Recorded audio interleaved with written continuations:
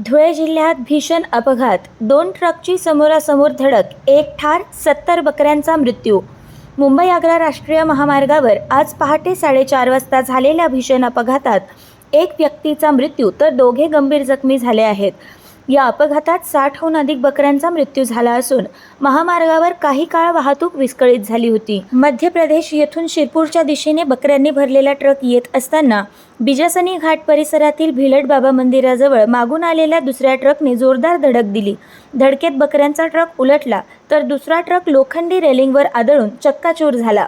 अपघातात राजू सलीम कुरेशी याचा मृत्यू झाला असून जावेद कुरेशी आणि दीपक वर्मा गंभीर जखमी झाले आहेत.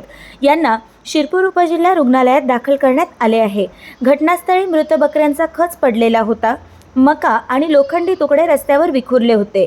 महामार्ग पोलीस, स्थानिक पोलीस आणि नागरिकांनी एकत्रितपणे मदत कार्य करत वाहतूक सुरळीत केली.